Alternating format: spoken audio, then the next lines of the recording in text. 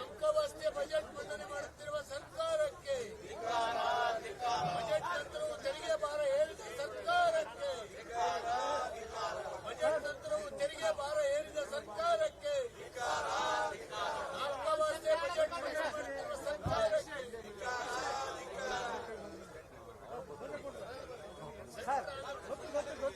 Sir ಸ್ವಲ್ಪ ಹತ್ರ ಬನ್ನಿ ಸರ್.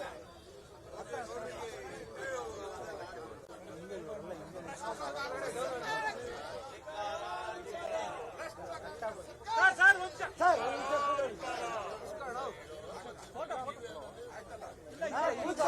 ಇವತ್ತನೇ ಬಂದಿದ್ದವರು ಸರ್ ವಿಶ್ವನಾಥ್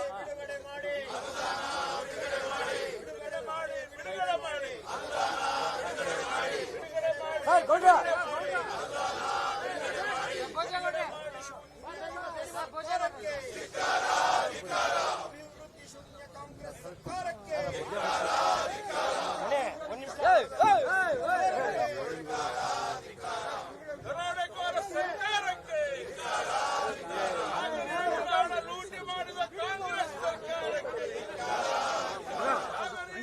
ಲೂಟಿ ಮಾಡುತ್ತಿರುವ ಕಾಂಗ್ರೆಸ್ ಸರ್ಕಾರಕ್ಕೆ,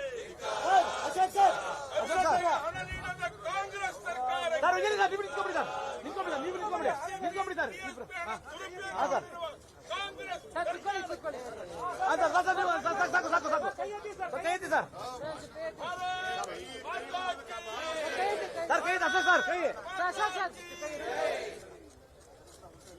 ಅಶೋಕ್ ಸರ್ ಒಂದು ಪೋಸ್ಟ್ ಇಟ್ಕೊಳ್ಳಿ. ಎಲ್ಲರೂ ಕೂಡ ಬಹಳ ಕಾತರದಿಂದ ಈ ಬಜೆಟ್ ಅನ್ನ ನೋಡ್ತಾ ಇದ್ದಾರೆ. ಆದ್ರೆ ಕಳೆದ 2 ಬಜೆಟ್ ಅನ್ನು ಕೂಡ ಕಾಂಗ್ರೆಸ್ ಸಿದ್ದರಾಮಯ್ಯವರು ಬಜೆಟ್ ಅನ್ನ ಮಂಡನೆ ಮಾಡಿದ್ರು. ಯಾವುದರಲ್ಲೂ ಅಭಿವೃದ್ಧಿಗೆ ಹಣವನ್ನ ಬಿಟ್ಟಿಲ್ಲ.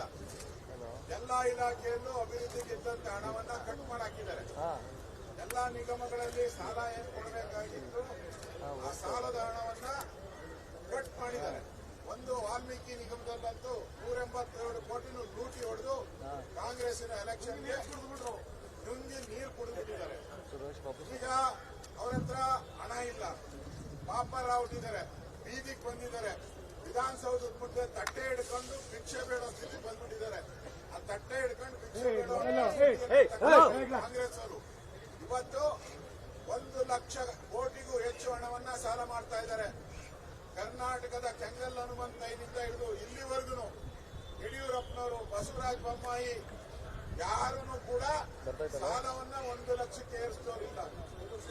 ಈ ಪುಣ್ಯಾತ್ಮ ಒಂದೇ ವರ್ಷದಲ್ಲಿ 1 ಲಕ್ಷ ಸಾಲ, 1,05,000 ಅಂದ್ರೆ ಮನೆಯಾಳ ಸಿದ್ದರಾಮಯ್ಯನವರು 1,05,000 ಕೋಟಿ.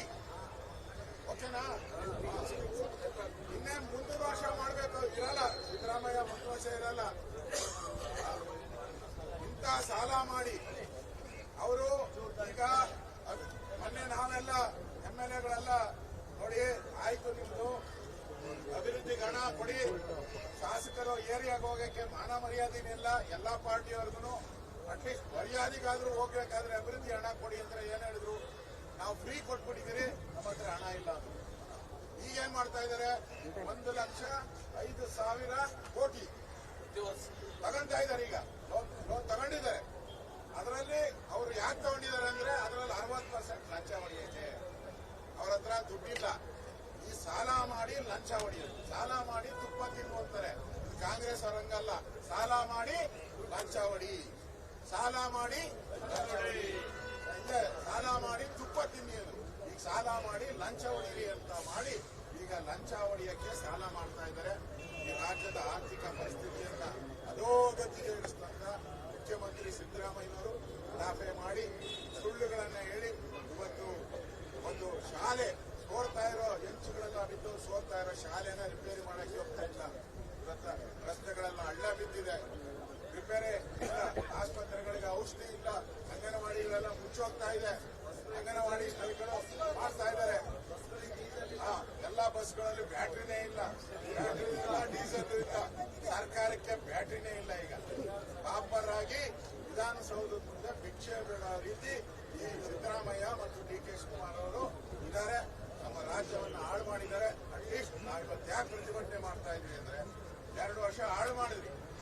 ವರ್ಷ ಆದ್ರೂ ಅಭಿವೃದ್ಧಿಗೆ ಹಣ ಕೊಡಿ. ಶಾಸಕರು ಗೌರವದಿಂದ ಕ್ಷೇತ್ರದಲ್ಲಿ ಹೋಗಿ ತಲೆ ಎತ್ತಿ ಕೆಲಸ ಮಾಡಕ್ಕೆ ಅವಕಾಶ ಮಾಡಿ. ಮನೆಯಾಳ ಕಾಂಗ್ರೆಸ್ ಅವರೇ ಇನ್ನಾದ್ರೂ ಬುದ್ಧಿ ಕಲೀರಿ ಅಂತ ಹೇಳಿ ನಾವು ಈ ಹೋರಾಟವನ್ನು ಮಾಡ್ತೇವೆ. ಮುಂದೆ ಬಂದ್ಬಿಡಿ ಸರ್. ಕಾಂಗ್ರೆಸ್ ಸರ್ಕಾರಕ್ಕೆ ಸಿಲ್ಲೋ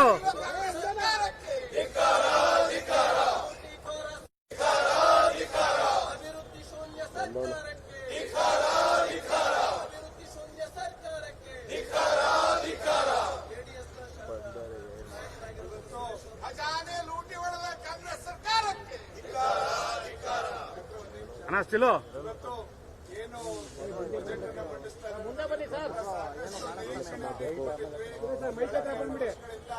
ನಮಗೆ ಶೂನ್ಯ ಬಜೆಟ್ ಅನ್ನ ನೀಡಿರ್ತಕ್ಕಂಥ ಈ ಸರ್ಕಾರ ಎಲ್ಲ ಇಲಾಖೆಗೂ ಕೂಡ ಸಮರ್ಪಕವಾಗಿ ಅಭಿವೃದ್ಧಿಗೆ ಹಣವನ್ನು ನೀಡಿದಂತ ಸರ್ಕಾರ ಈ ವರ್ಷ ಏನು 4 ಲಕ್ಷಕ್ಕಿಂತ ಹೆಚ್ಚು ಕೋಟಿಗಳ ಬಜೆಟ್ ಅನ್ನು ಮಂಡಿಸ್ತಾ ಇದೆ. ಇದರಲ್ಲಾದರೂ ಕೂಡ ದಯಮಾಡಿ ಕ್ಷೇತ್ರಾಭಿವೃದ್ಧಿಗೆ ಎಲ್ಲದಕ್ಕೂ ಕೂಡ ಒತ್ತನ್ನು ಕೊಡಿ. ವಿವಿಧ ಇಲಾಖೆ ಇವತ್ತು ಕೃಷಿ ಎಲ್ಲರೂ ಕೂಡ ಸತ್ತೋಗಿರ್ತಕ್ಕಂಥದ್ದನ್ನು ನಾವು ನೋಡ್ತಾ ಇದ್ವಿ. ಕೃಷಿ ಇಲಾಖೆ ಇರ್ಬೋದು, ಅಂಗನವಾಡಿಗಳಿಗೆ ಎಲ್ಲದಕ್ಕೂ ಕೂಡ ಮೂಲಭೂತ ಎಲ್ಲ ಇಲಾಖೆಯವರು ಕೂಡ ನಮಗೆ ಅನುದಾನ ಕೊಡಿ ಅಂತ ಇವತ್ತು ಸ್ಟ್ರೈಕ್ ಮಾಡೋ ಮಟ್ಟಕ್ಕೆ ಬಂದಿದ್ದಾರೆ ಅಂದ್ರೆ ಅವರೇ ಯೋಚನೆ ಮಾಡಬೇಕಾಗುತ್ತೆ ಈ ಸರ್ಕಾರ. ಆದ್ರಿಂದ ಇದೆಲ್ಲದೂ ಒತ್ತಾಯ ಮಾಡಿ ನಾವು ಈ ಬಜೆಟ್ ಏನ್ ಮಂಡಿಸ್ತಾ ಇದ್ರ ಇದು ಅಭಿವೃದ್ಧಿ ಪರವಾಗಿರುವಂತ ಬಜೆಟ್ ಆದ್ರೂ ನಾವೆಲ್ಲರೂ ಕೂಡ ಒಪ್ಕೊಳ್ತೇವೆ. ಇಲ್ಲ ಅಂದ್ರೆ ಖಂಡಿತ ಇದನ್ನ ಬೀದಿಗಿದ್ದು ಪ್ರತಿ ಹಳ್ಳಿಯಲ್ಲೂ ಕೂಡ ನಿಮ್ಮ ಹರಾಜು ಹಾಕುವಂತ ಕೆಲಸ ಖಂಡಿತ ಮಾಡ್ತೇವೆ ಅಂತ ಹೇಳಲಿಕ್ಕೆ ಬಯಸ್ತೇವೆ. ಬಿಜೆಪಿ ಹಾಗೂ ಜೆಡಿಎಸ್ ಪಕ್ಷದಲ್ಲ ನಮ್ಮ ಶಾಸಕರು, ವಿಧಾನ ಪರಿಷತ್ ಸದಸ್ಯರು ರಾಜ್ಯದ ಕಾಂಗ್ರೆಸ್ ಸರ್ಕಾರದ ವಿರುದ್ಧ ಮಾಡ್ತಾ ಇದ್ದೇವೆ. ಯಾತಕ್ಕೋಸ್ಕರ ಪ್ರತಿಭಟನೆ? ನಾವಿವತ್ತು ಶಾಸಕರಾಗಿ ನಮ್ಮ ಕ್ಷೇತ್ರದ ಮತದಾರರು ನಮ್ಮನ್ನು ಆಯ್ಕೆ ಮಾಡಿ ಕಳಿಸಿಕೊಟ್ಟಿದ್ದಾರೆ. ಕ್ಷೇತ್ರದಲ್ಲೇ ನಮ್ಮ ಮತದಾರರು ಶಾಸಕರುಗಳನ್ನ ಪ್ರಶ್ನೆ ಮಾಡ್ತಾ ಇದ್ದಾರೆ. ಶಾಸಕರಾಗಿ 20 ತಿಂಗಳುಗಳು ಕಳೆದಿದೆ. ನಮ್ಮ ಕ್ಷೇತ್ರಗಳಿಗೆ ರಸ್ತೆಗಳನ್ನು ಕೊಡೋದಕ್ಕೆ ಸಾಧ್ಯ ಆಗ್ತಾ ಇಲ್ಲ, ಆಸ್ಪತ್ರೆಗಳು ಕಟ್ಟಿಸೋದಕ್ಕೆ ಸಾಧ್ಯ ಆಗ್ತಾ ಇಲ್ಲ, ಶಾಲಾ ಕೊಠಡಿಗಳನ್ನ ಕೊಡೋದಕ್ಕೆ ಸಾಧ್ಯ ಆಗ್ತಾ ಇಲ್ಲ. ಇವತ್ತು ಎಸ್ಸಿಪಿ ಟಿಎಸ್ಪಿ ಹಣ, ಇವತ್ತು ನಾವು ಗಂಗಾ ಕಲ್ಯಾಣವನ್ನು ಕೂಡ ನಮ್ಮ ಕ್ಷೇತ್ರದಲ್ಲಿ ಕೊಡೋದಕ್ಕೆ ಸಾಧ್ಯ ಆಗ್ತಾ ಇಲ್ಲ. ಒಂದೇ ಮಾತಿನಲ್ಲಿ ಹೇಳಬೇಕು ಅಂತ ಹೇಳಿದ್ರೆ, ಕಾಂಗ್ರೆಸ್ ಪಕ್ಷದ ಆಡಳಿತ ಪಕ್ಷದ ಶಾಸಕರು ರಾಜು ಕಾಗೆ ಅವರು ಹೇಳಿರ್ತಕ್ಕಂಥದ್ದು ಸತ್ಯ ಇದೆ. ಇವತ್ತು ಶಾಸಕರು ಆತ್ಮಹತ್ಯೆ ಮಾಡಿಕೊಳ್ತಕ್ಕಂಥ ದುಸ್ಥಿತಿಗೆ ಬಂದು ನಿಲ್ಲಿಸಿದ್ದಾರೆ. ಇವತ್ತು ಸಿದ್ದರಾಮಯ್ಯನವರು ಮುಖ್ಯಮಂತ್ರಿಗಳು. ನಿನ್ನೆ ದಿನ ಜೆಡಿಎಸ್ ಮತ್ತು ಬಿಜೆಪಿ ಪಕ್ಷದ ಶಾಸಕರು, ವಿಧಾನ ಪರಿಷತ್ ಸದಸ್ಯರು ಈ ಬಜೆಟ್ ಅಲ್ಲಾದ್ರೂ ಕೂಡ ನಮಗೆ ಹಣವನ್ನ ಕೊಡಿ ಅಂತ ಹೇಳಿದ್ರೆ, ಇವತ್ತು ಗ್ಯಾರಂಟಿಗಳು ಕೊಟ್ಟಿದ್ದೇವೆ ಅಂತ ಹೇಳಿ ಇವತ್ತು ಅಹಂಕಾರದಿಂದ ಮುಖ್ಯಮಂತ್ರಿಗಳು ಉತ್ತರವನ್ನ ಕೊಟ್ಟಿದ್ದಾರೆ. ಇವತ್ತು ಎಂತ ಪರಿಸ್ಥಿತಿ ಬಂದಿದೆ ಅಂತ ಹೇಳಿದ್ರೆ, ಮೊನ್ನೆ ದಿನ ಆಡಳಿತ ಹೇಳ್ತಾರೆ ಸದನದಲ್ಲಿ, ನಾವ್ಯಾರು ಕೂಡ ತಲೆ ಎತ್ಕೊಂಡು ಓಡಾಡಕ್ಕಾಗ್ತಲ್ಲ. ವಿಜೇಂದ್ರ ಅವರೇ, ನೀವಾರು ವಿರೋಧ ಪಕ್ಷದಲ್ಲಿದ್ದೀರಿ, ಆಡಳಿತ ಪಕ್ಷದಲ್ಲಿ ಇಟ್ಕೊಂಡು ತಲೆ ಎತ್ಕೊಂಡು ನಮ್ಮ ಕ್ಷೇತ್ರ ಓಡಾಡಕ್ಕಾಗ್ತಾ ಇಲ್ಲ ಅಂತೇಳಿ. ಬಹುಶಃ ಸ್ವಾತಂತ್ರ್ಯ ಬಂದ ನಂತರದಲ್ಲಿ ನಮ್ಮ ಕರ್ನಾಟಕ ರಾಜ್ಯದಲ್ಲಿ ಸರ್ಕಾರ ಬಂದು 2 ವರ್ಷ ಹತ್ತತ್ರ 20 ತಿಂಗಳು ಆದರೂ ಸಹ ನಮ್ಮ ಕ್ಷೇತ್ರಗಳಿಗೆ ಅಭಿವೃದ್ಧಿಯ ಅನುದಾನ ಕೊಡದೇ ಇರತಕ್ಕಂತ ಸರ್ಕಾರ ಇಡೀ ದೇಶದಲ್ಲಿ ಯಾವ್ದಾರ ಇದ್ರೆ ನಮ್ಮ ರಾಜ್ಯದಲ್ಲಿರ್ತಕ್ಕಂಥ ಸಿದ್ದರಾಮಯ್ಯ ನೇತೃತ್ವದ ಕಾಂಗ್ರೆಸ್ ಸರ್ಕಾರ. ಹಾಗಾಗಿ ಇವತ್ತು ನಾವು ಆಗ್ರಹವನ್ನು ಮಾಡ್ತಾ ಇದ್ದೇವೆ, ಮಾನ್ಯ ಸಿದ್ದರಾಮಯ್ಯನವರೇ, ನೀವು 16ನೇ ಬಜೆಟ್ ಮಂಡನೆ ಮಾಡ್ತಾ ಇದ್ದೇವೆ ಅಂತ ಹೇಳಿ ಇನ್ನು ಆಕಾಶದಲ್ಲಿ ಆಡ್ತಾ ಇದ್ದೀರಿ. ನಿಮ್ಮ 16ನೇ ಬಜೆಟ್ ಇವತ್ತು ಯಾರು ರಾಜ್ಯದ ಜನರು ಕೂಡ ಇವತ್ತು ಕಣ್ಣೀರಾಗ್ತಾ ಇದ್ದಾರೆ ನಿಮ್ಮ ಬಜೆಟ್ ನೋಡಿಕೊಂಡು. ಇವತ್ತು ಆಗ್ರಹ ಮಾಡ್ತಾ ಇದ್ದೇನೆ, ಈ ಬಾರಿ ಆದರೂ ಸಹ ನಮ್ಮ ಕ್ಷೇತ್ರಗಳಿಗೆ ಅಭಿವೃದ್ಧಿಗೆ ಹಣವನ್ನ ಕೊಡಬೇಕು. ಏನು ನಮ್ಮ ತೆರಿಗೆ ನಮ್ಮ ಹಕ್ಕು ಅಂತೇಳಿ ನಾಟಕ ಮಾಡೋದನ್ನ ಡೆಲ್ಲಿಗೆ ಹೋಗಿ ಇವತ್ತು ಶಾಸಕರನ್ನ ಬೀದಿಗೆ ತಂದಿಟ್ಟಿದ್ದೀರಿ.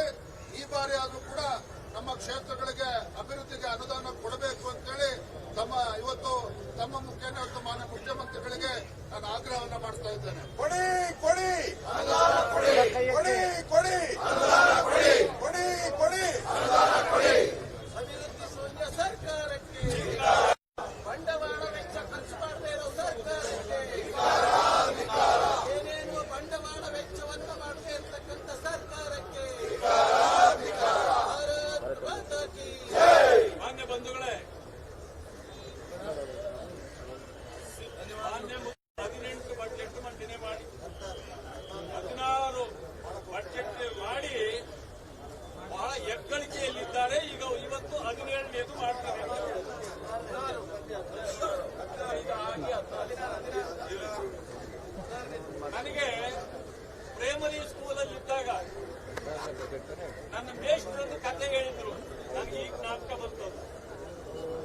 ಏನಂದ್ರೆ ಒಬ್ರು ಟೈಲರ್ ಅಂಗಡಿ ಇಟ್ರಂತೆ, ಆದ್ರೆ ಅಂಗಡಿಗೆ ಹೆಸರಿಟ್ಟಿರಲಿಲ್ಲ, ಏನ್ ಹೆಸರಿಡಬೇಕು ಅಂತ. ಮಧ್ಯಾಹ್ನ ಬಹಳ ದಣಿದು ಬಿಟ್ಟಿದ್ರು, ಅರ್ಜೆಂಟ್ ಯಾರಿಗೋ ಒಂದು ಬಟ್ಟೆ ಹೊಲಿದು ಕೊಡಬೇಕಾಗಿತ್ತು. ಅದರಲ್ಲಿ ಬಿಸಿ ಇದ್ರು. ಅಷ್ಟೊತ್ತಿಗೆ ಪಾಪ ಮನೆಗೆ ಹೊಡಿಸಿ ಊಟ ತಗೊಂಡು ಬಂದು ಇಟ್ರು. ಅವ್ರು ಬೇಗ ಊಟ ತಿನ್ಲಿಲ್ಲ, ಅಲ್ಲಿ ಬಿಟ್ಟು ಹೋಗಿದ್ರು. ಎಲ್ಲ ನೊಣಗಳು ಅದಕ್ಕೆ ಮೇಲೆ ಕುಳಿಸ್ಕೊಂಡಿದ್ವಂತೆ. ಹೊಟ್ಟೆ ಹಸುವಾದ ತಕ್ಷಣ ಬಂದು ತೆಗೆದು ನೋಡಿದ್ರೆ ನೊಣ ಕುಳಿಸ್ಕೊಂಡಿದ್ರು. ಒಂದು ಕೈಯಲ್ಲಿ ಹಿಡಿದು ಹಿಂಗ್ ಬಾರಿಸಿದ್ರು. 7 ನೊಣ ಸತ್ತು ಬಿದ್ದೋಯ್ತಂತೆ ಅಲ್ಲಿ ಪಾಪ. 7 ನೊಣ ಸತ್ತು ಬಿದ್ದೋದ್ಮೇಲೆ ಅವನ್ಗೆ ಅನಿಸ್ತಂತೆ, ಓ ಇದು ಒಂದು ಸಾಧನೆ.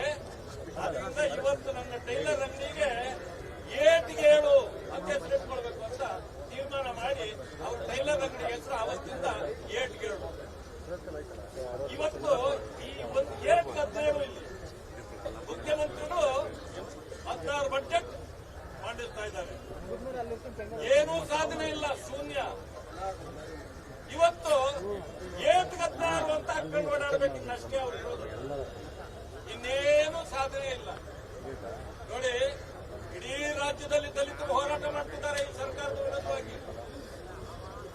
ಎಸ್ಎಪಿ ಟಿಎಸ್ಪಿ ಹಣ ದುರುಪಯೋಗ ಆಗ್ತಾ ಇದೆ. ಅವರಿಗೆ ಭೂಹೀನರಿಗೆ ಭೂಮಿ ಖರೀದಿ ಮಾಡಿಕೊಡ್ಬೇಕು, ಕೊಟ್ಟಿಲ್ಲ. ಗಂಗಾ ಕಲ್ಯಾಣ ಮಾಡಿಕೊಡ್ಬೇಕಾಗಿತ್ತು, ಕೊಟ್ಟಿಲ್ಲ. ಅವರಿಗೆ ಕಾರು ಕೊಡ್ತಕ್ಕಂಥದ್ದು ಇಲ್ಲ. ಇವ್ರು ಮಾತ್ರ ಲಂಬೋರ್ಗಿನಿ ತಗೋತಾರೆ, ಲ್ಯಾಂಬೋರ್ಗಿನಿ ಓಡಾಡಕ್ಕೆ. ಅವ್ರಿಗಿಲ್ಲ.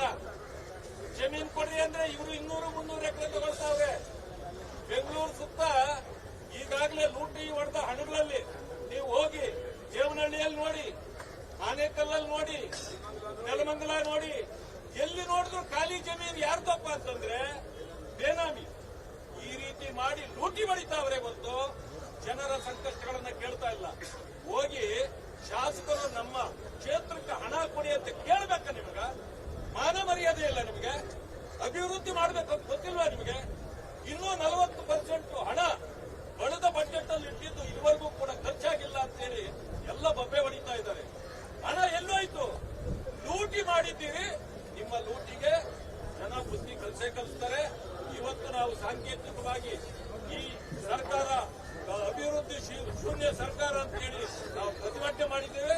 ಇವತ್ತು ಕಾಯ್ದೇವೆ. ಈಗ ಬಜೆಟ್ ನಲ್ಲಿ ಏನು ಬರ್ತದೆ ನೋಡಿ, ಮುಂದೆ ನಿಮಗೆ ಮುಖಕ್ಕೆ ಮಂಗಳಾರತಿ ಮಾಡ್ತಕ್ಕಂಥ